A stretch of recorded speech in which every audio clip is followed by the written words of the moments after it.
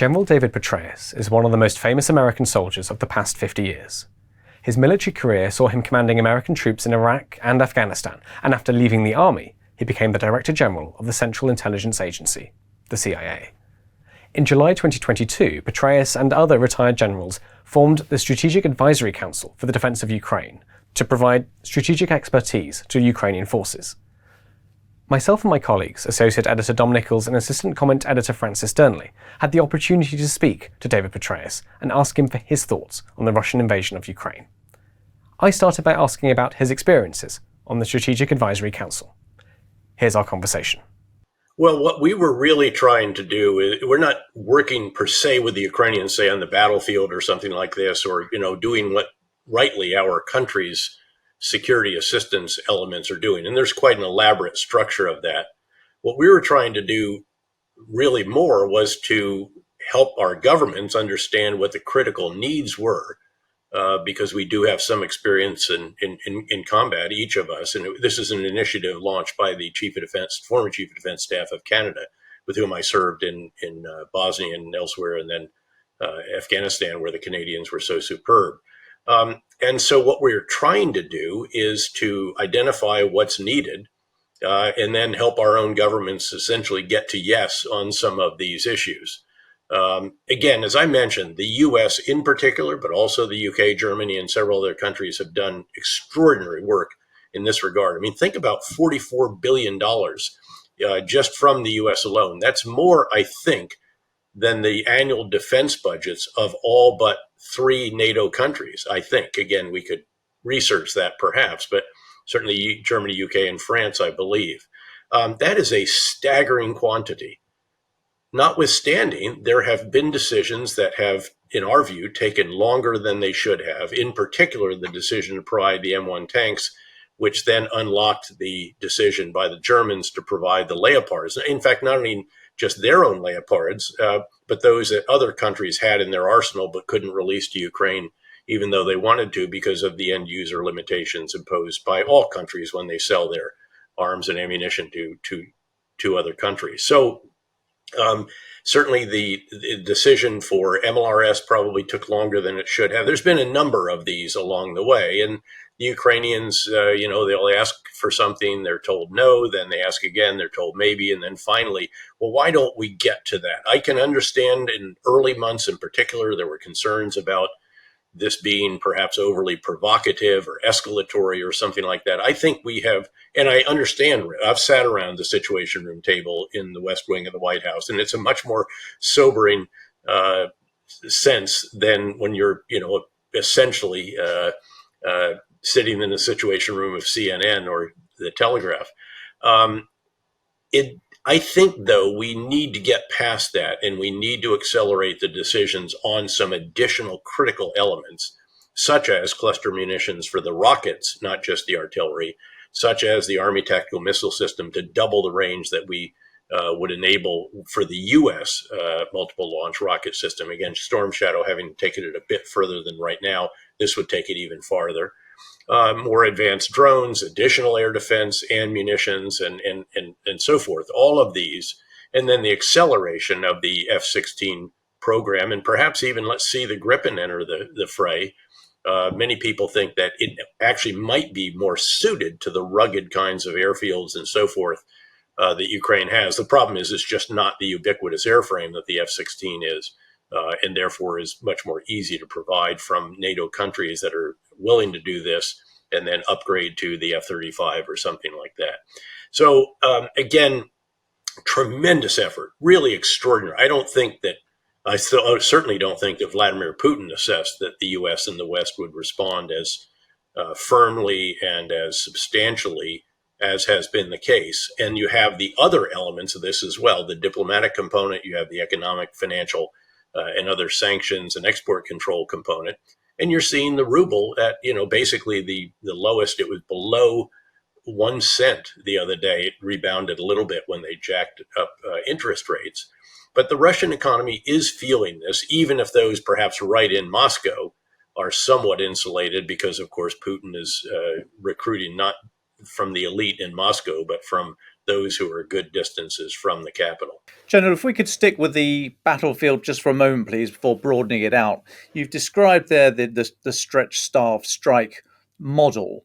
If we could add on top of that geographic model, a kind of environmental lens as well, and if you think about the time now till the muddy season comes, the Rasputitsa, and the winter beyond that, do you think that the geography and the geometry of the war still favours Ukraine and will get better as winter hits those troops in the trenches, or will it favour the defender because the mud is going to make movement so much harder, and then the winter with all the privations that entails for both sides? But I just wonder how you see the geometry of the war now with a layer of time and the environment on top of it. If you could talk us through your thoughts there, please. Sure. Well, look, you spent more than 2 decades in uniform as well, and I think you appreciate, as I do, that the only answer to a question like that can be it depends. And it depends on a number of different factors. Most significantly is whether or not Russian forces at some point crack and perhaps even crumble or even collapse. Again, that's not the base case necessarily, but it is not a case that I would rule out. And that's certainly what those of us who are following this very, very closely are looking for. So that's, I think, the key. The Ukrainians know that. The Ukrainians are fighting for their very survival. This is their war of independence. Russian soldiers are not all that happy to be there in many cases. They're not taken very good care of. They certainly can't look over their shoulder and see who they're fighting for, and all the rest of this. So I think this is where that, the moral is to the physical is 3:1 might come into play. And that's, I think, what we should look for. There are little tiny signs of this. Every now and then you see Russian elements that might surrender rather than the Russian POWs don't want to be sent home. For example, there are slight cracks, but nothing like a real crumbling, much less a collapse. But that's, I think, what we need to watch for. That's what I'm sure the Ukrainians are trying to figure out how to precipitate, and why they haven't ruled out options all along that front line in various ways to enable them to get to that overall objective that we described earlier. That said, again, I think you at most this fighting season, hopefully cut off that ground line of communication, isolate Crimea, and at some point demonstrate to Russia that this is not winnable, and that it's not actually survivable. Again, Russia ultimately concluded after nearly 10 years and far, far fewer losses than Ukraine has already inflicted on Russia, that Afghanistan was not sustainable. And that's what needs to be conveyed here. By the way, we need to play our part in this as well, because Vladimir Putin doesn't yet look in the mirror and see somebody who's made a catastrophically horrific decision for his country.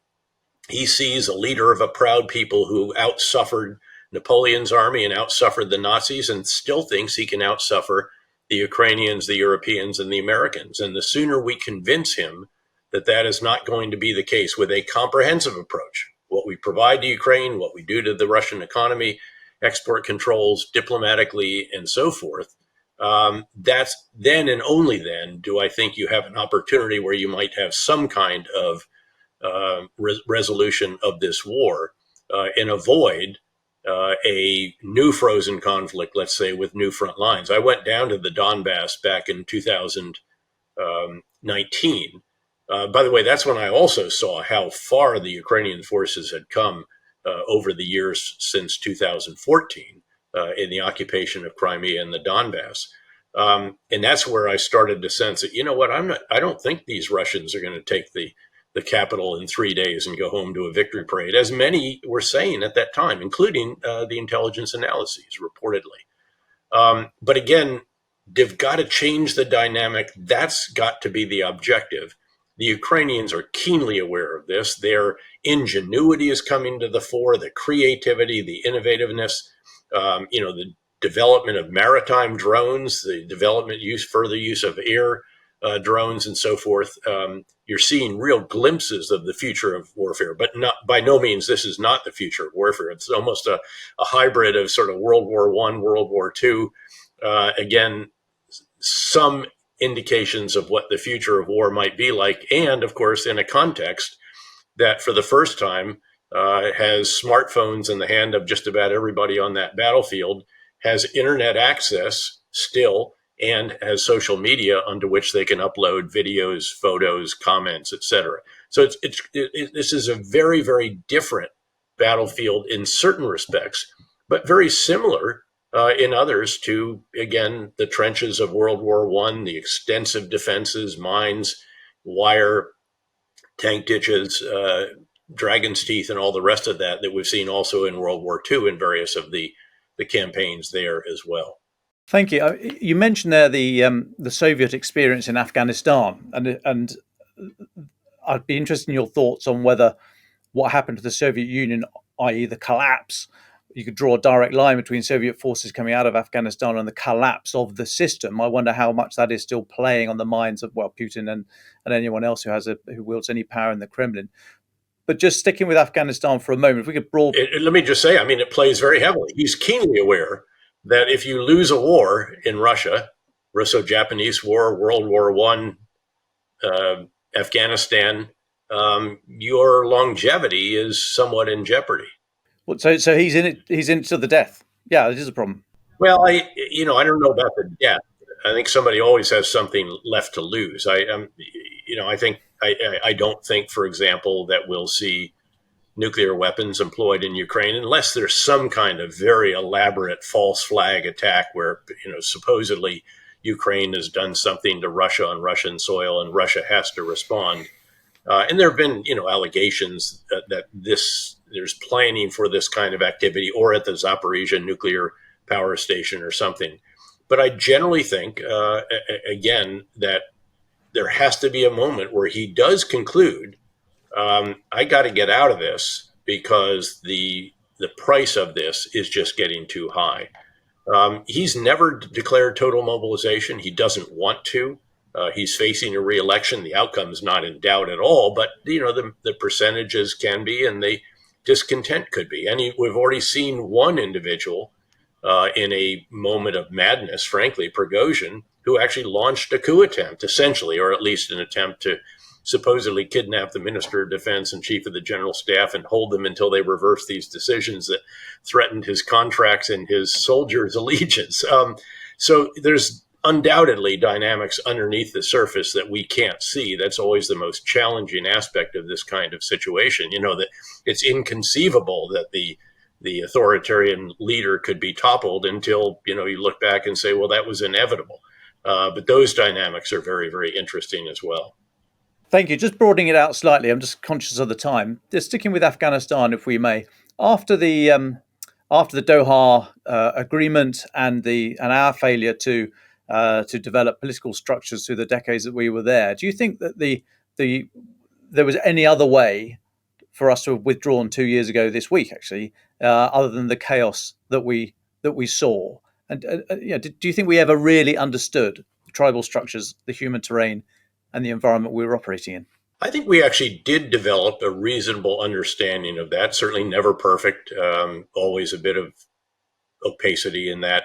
But the tragedy of Afghanistan is that we didn't get the inputs right for the first time until about 9 years into the war, because, of course, we toppled the Taliban, took out the Al-Qaeda sanctuary in eastern Afghanistan. Sadly, didn't get Osama bin Laden until a decade later. Happily, I was the commander at that moment. But we then immediately shifted focus to Iraq and didn't return to that really substantially until very late 2008, early 2009, after the success of the surge in Iraq enabled us to actually start to contemplate giving resources to a war that was going very, very poorly. And then it took us a year and a half or so to get, we didn't even have the right big ideas, much less the organizational architecture needed, much less the resources. We'd had some terrific commanders. David Richards, General Sir David Richards, now actually Lord Richards, was one of them, but we never resourced them properly. And so we were always fighting behind, always shooting behind the target when it came to Afghanistan. I should just note that I had to do an assessment there for Secretary Rumsfeld on the way home from my 3-star tour in Iraq, the second tour in Iraq. And I came back to the Pentagon and I laid out to him and I said, I realize that the level of violence in Afghanistan is vastly less. This is 2005 fall than it is in Iraq. It seems like it's going reasonably well. I have to tell you, I think that's going to be the longest of the long wars. And that proved to be accurate, sadly. And it was because of the context there, which is so challenging. Yeah, I mean, the tribal issues and the politics and all the rest of that, but let's not forget the sanctuaries that the Taliban and to a considerable degree the Haqqani network or Haqqani Taliban, because they were in league together, enjoyed, and Baluchistan to the south of Afghanistan and in North Waziristan to the east of Afghanistan. The fact that there is really no real revenue to speak of compared with the 100 billion in Iraq if the oil was actually flowing. Very, very low literacy rate, limited infrastructure. You know all of this from your own time in Helmand province, of course, and the host of other challenges. The tragedy is that I think there was a sustainable way forward when that tragic agreement was struck in Doha, and that we did not take that. And then, frankly, the subsequent president, who reversed lots of his predecessors' other international decisions, whether it was the Paris Climate Accord, World Health Organization membership, and a host of others, did continue with this one. There were some things we could have done, I think, to have improved the chances of that withdrawal. But at the end of the day, once we withdrew our forces and the 17,000 Western contractors who maintained the linchpin of the entire defensive scheme, which was the U.S. provided helicopters that were overly sophisticated. I'd fought against doing that when we were still buying old refurbished Russian ones, which the Afghans could actually repair.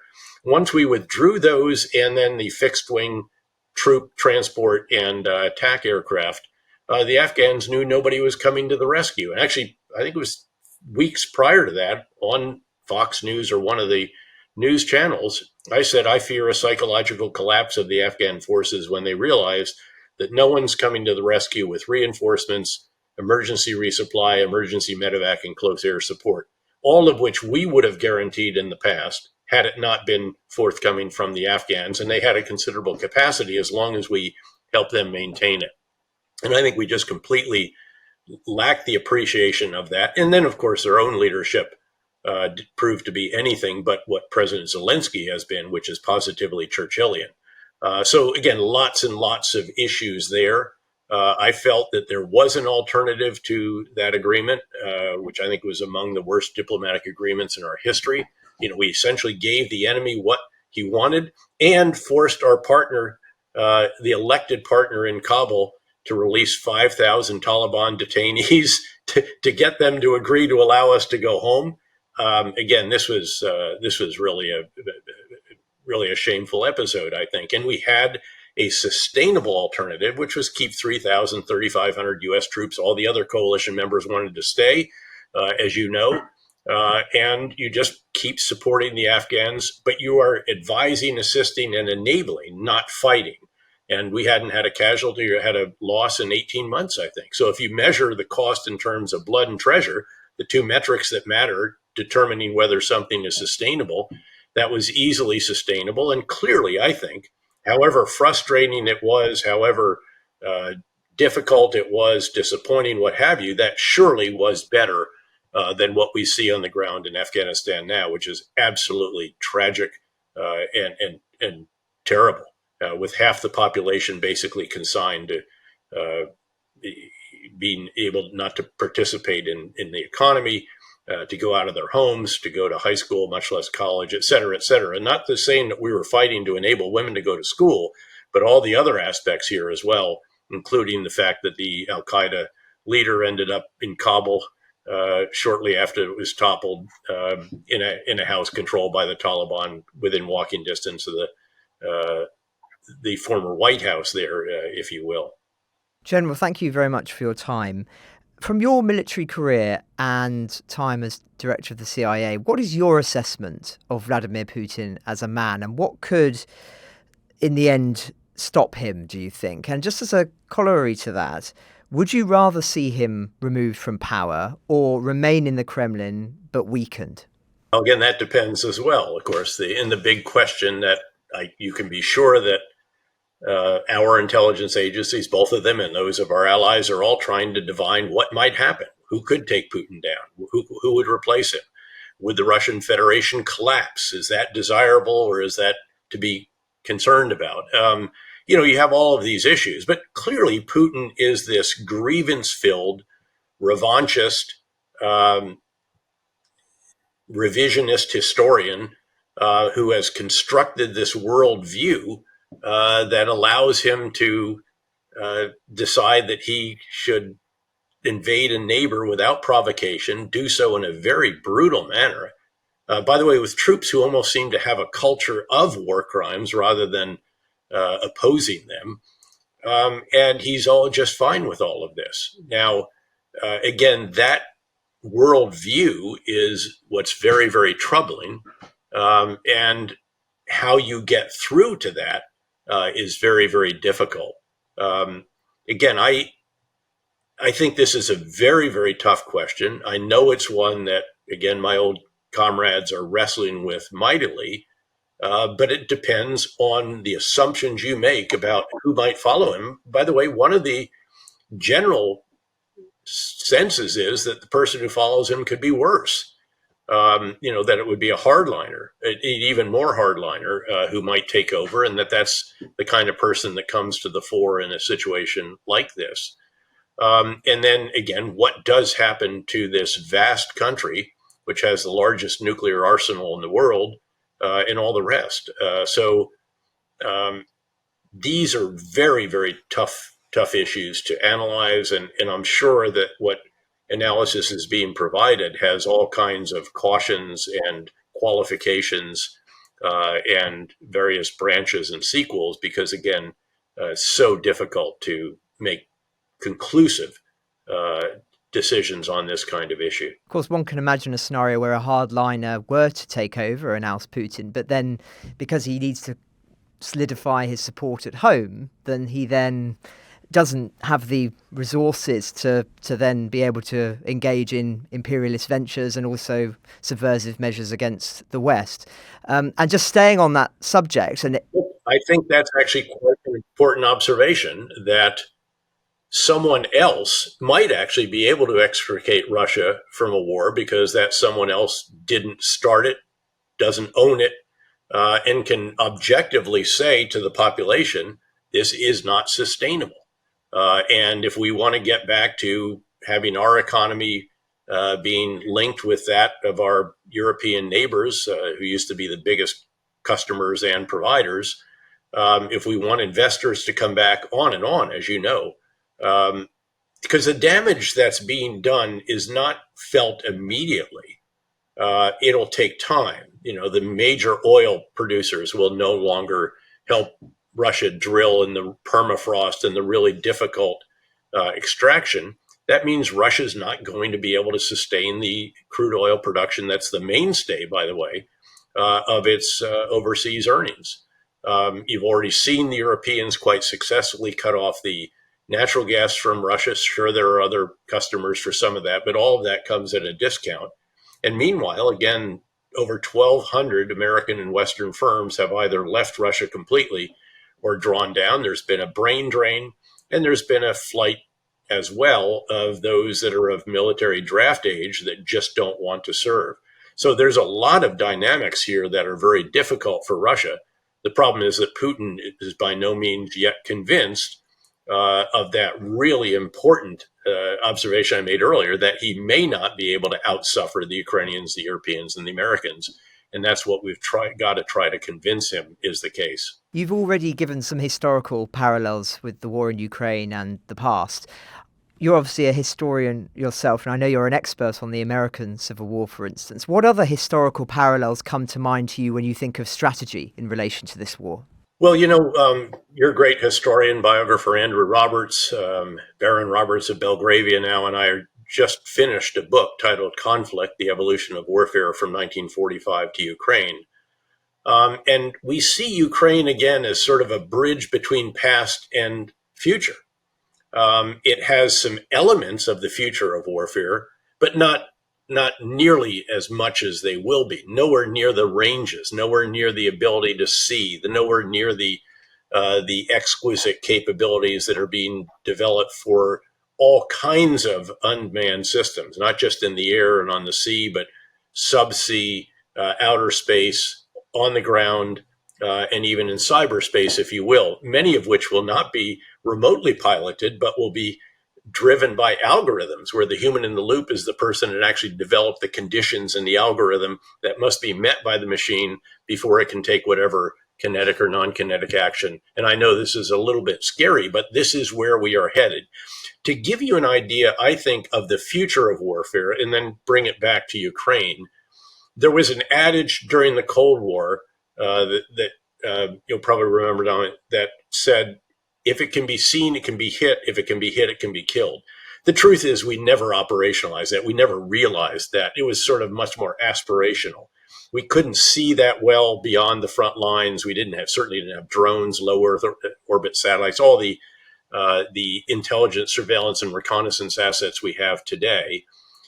Even if we couldn't engage that accurately, especially if something was on the move. That took years later.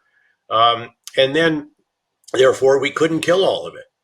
In a future conflict between, say, peer competitors of the Western nations, you can see everything.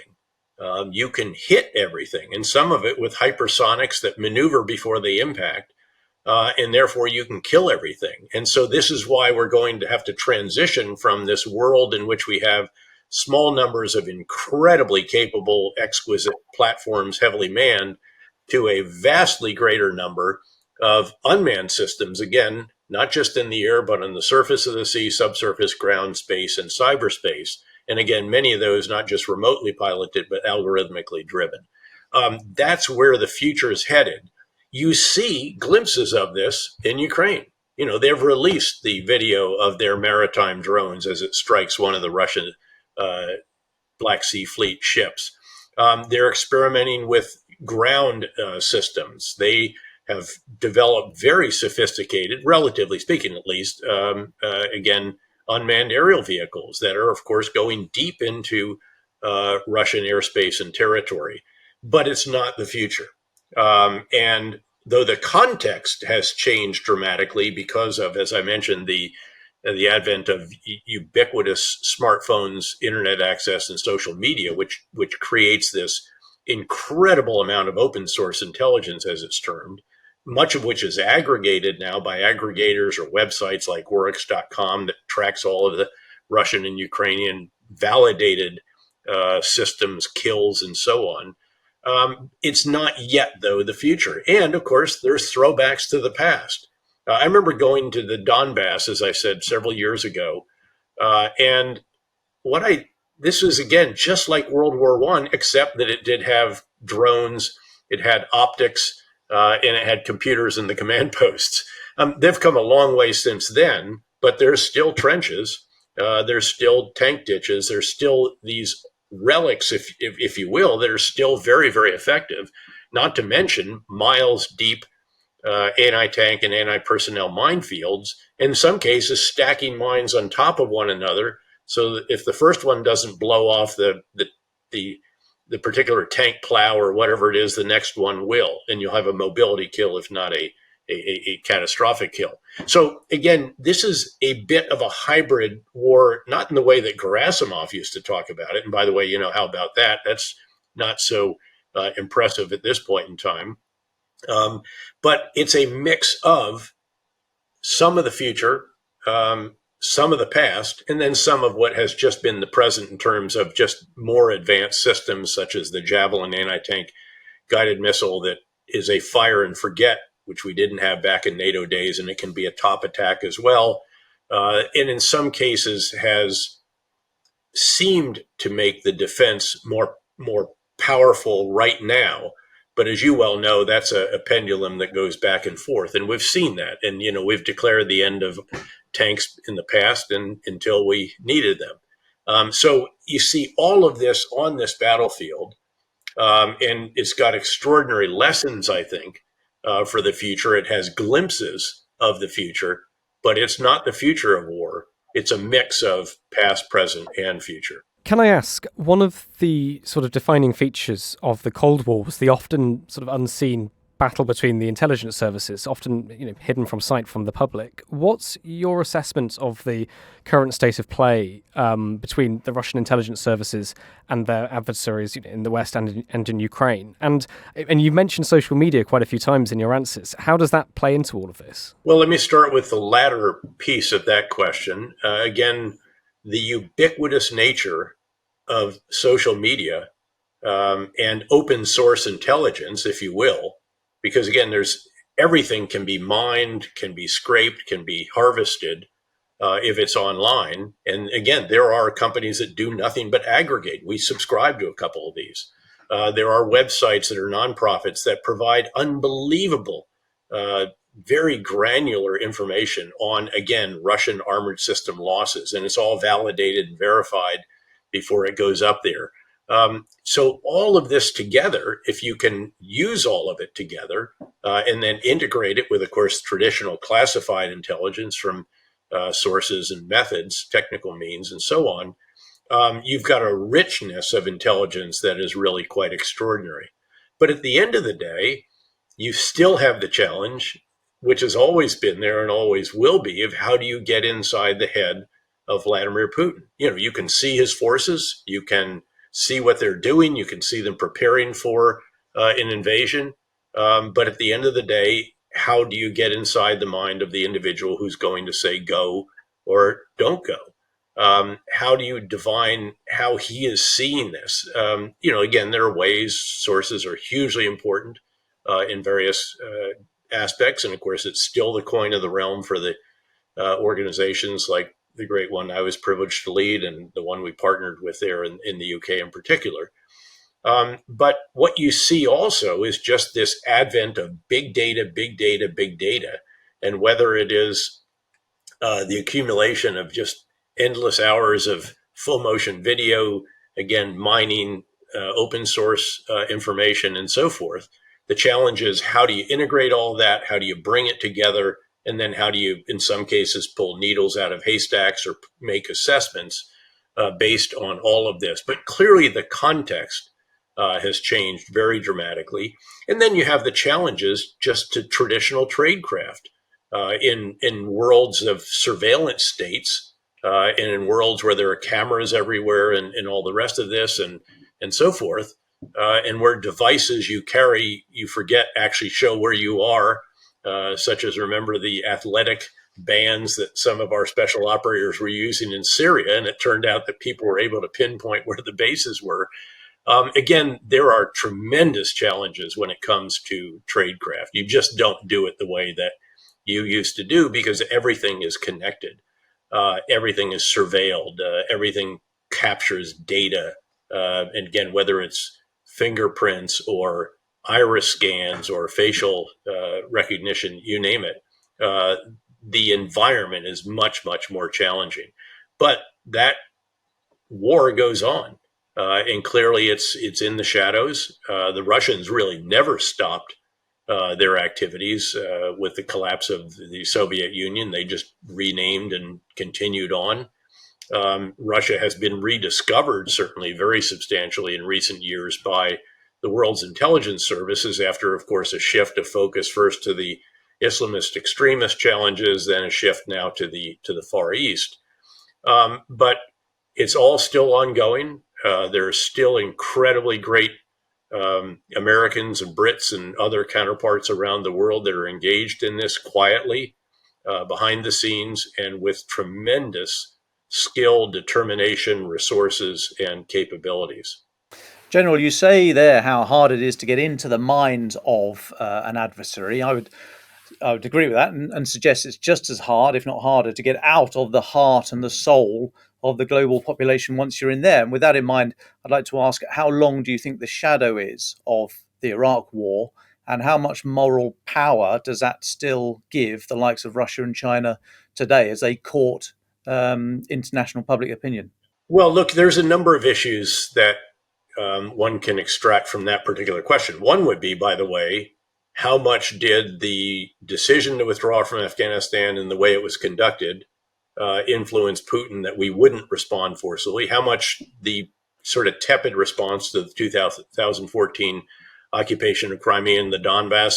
How much to the red line in Syria that wasn't a red line? The alleged failure to respond appropriately in the South China, you name it. I think these issues all reverberate and all come together in the mind of someone like a Putin when he's making a decision. So I think that's an important aspect of this. You then have the shadow of Iraq and Afghanistan. We had the Vietnam syndrome or whatever that came out of the U.S. experience in that war that very much influenced the senior military when it came to advice to the president on the use of force. I wrote my dissertation at Princeton on this, the American military and the lessons of Vietnam. And then there are other experiences that are, these offer cautionary tales, but not just for us, but for others. And then they also offer still others, justification. It enables them to say, what about? And so the whataboutism that you hear from, in particular, the very skillful foreign affairs minister Lavrov of Russia, is, again, it provides some degree of ammunition to him in a way that, arguably Afghanistan, was the source of the attack on the Twin Towers, I think, didn't have that same degree of controversy, if you will. Just one last question from me, if I may, General, and that is relating to China. Looking ahead, what do you think the threat is of China in the short and the long term? In the short term, we've got Taiwan on the agenda, but in the long term, do you see it as an existential threat to the world order we inhabit today? Or do you think that that some of those claims that have been made as a result of the war in Ukraine are slightly overdone? Well, again, I hate to answer this again the same way as I did earlier. Part of this is that I taught economics in an earlier life and, realize that you always have to say it depends. And it does depend. It depends on a number of different factors. And I should just state up front that, look, no one more than somebody who had 5 combat commands would like to see the relationship between the West and China, the U.S. and China, be as mutually beneficial as is absolutely possible. But clearly, there are enormous areas of friction that go beyond competition. There are enormous concerns. Taiwan is one of those issues. There are others. And the stated goals of China do seem to include making the world safe for their kind of political ideology and system, which therefore undermines, if you will, the so-called rules-based international order that our 2 countries and others went to great lengths to construct in the wake of a 50-year period that included 2 terrible world wars and then the Great Depression, and generally has served the world reasonably well since then. So this is a huge issue. Of course, there's a massive effort ongoing on the one hand to shore up deterrence being a product of a potential adversary's assessment of 2 factors. Your capabilities on the one hand, we have to really transform our capabilities, especially in the Indo-Pacific, all of us, and then the assessment of our willingness to employ them, which is probably why President Biden on several occasions has implied that we would come to the aid of Taiwan were it attacked, that kind of thing. Before, of course, his national security advisor then comes out and says there's no change to our policy of strategic ambiguity and so forth. So my hope is that when you examine all the factors in here, there would be decisions in Beijing that could then be reinforced by Washington that can get some guardrails on the relationship, establish a floor for it, establish communications, not just between the senior leaders, but also bridge to bridge out in the South China Sea in places where things could go bump in the night. And over time, a recognition would emerge that perhaps it's better if we all just get along and prosper together than to try to achieve these very, very significant political goals that, again, Beijing has often seemed to espouse. Again, that's a difficult issue. I think it's the most important issue in the world today. We occasionally describe what the U.S. has to do in the lead, but with its allies and partners together, is akin to keeping many, many plates spinning, as the guy in the circus who gets a plate spinning, gets another, has them, and he keeps going back. And yes, we have allies and partners that we all work together to keep some of these spinning. The plate in that tent that matters more than all the others. And there are more plates right now, I think, and more challenging plates right now than at any time since the end of the Cold War, if not the end of World War II.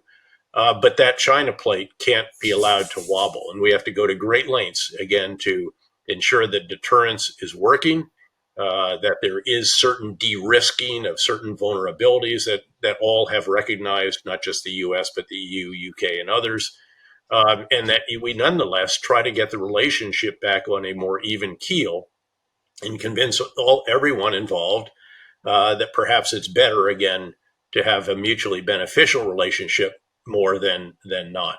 That is probably a bit aspirational at least, but I think that's certainly what all of our countries are trying to do, while appropriately, in certain cases, again, seeking to reduce vulnerabilities, risks, and avoid enabling certain activities as well that might help a potential adversary. Well, thank you so much for your time and for answering all of our questions. We just have one more we ask all of our guests, which is essentially, is there anything that we haven't spoken about that you think is really important for our listeners to know and understand, or even something you want to re-emphasize? What are your final thoughts? Well, since the audience largely is going to be those in the UK, presumably, I know you have a wider reach than that, but I would offer there that, having been one who has not just studied the special relationship but experienced it,